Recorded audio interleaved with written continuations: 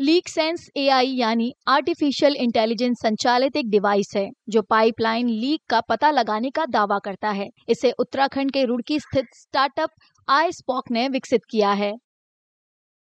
डेवलपरों का कहना है कि यह डिवाइस पूरी तरह से स्वदेशी समाधान है जो 220 मीटर तक की सटीकता के साथ पाइपलाइन में लीक का पता लगा सकता है और कुछ सेकंड के भीतर ऑपरेटरों को अलर्ट भेज सकता है। This is India's first AI-powered intrusion detection system.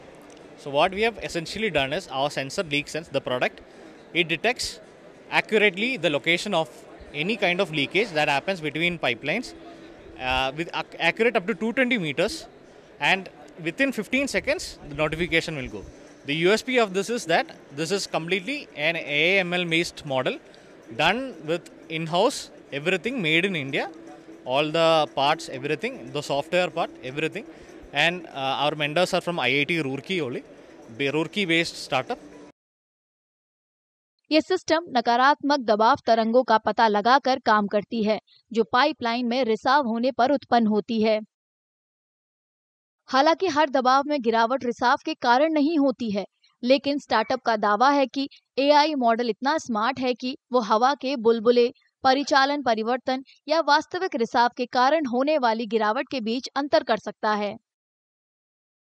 Our sensor, this LeakSense product, it basically detects the negative pressure waves. The negative pressure waves, whenever a drop happens in both the stations, that drop happens and it will drop down, and based on the time difference between those two stations, we accurately detect the location of that leakage. इस project को Indian oil corporation limited से शुरुआती funding मिली है। Project is initially funded from IOCL only. Past 3 years we have been working with IOCL and we have successfully deployed this in the KMRPL pipeline from Kurukshetra to Najibabad for IOCL. Project completed last May 2025, successfully running without any complaints. Startup आईस्पॉक का कहना है कि वो अब उत्पाद को बेहतर बनाने पर काम कर रहा है ताकि ये ड्रिलिंग या छेड़छाड़ की गतिविधियों का पता लगा सके और रिसाव को होने से पहले ही रोक सके। स्टार्टअप ने अपने नवाचार के लिए पेटेंट के लिए आवेदन किया है जो फिलहाल लंबित है।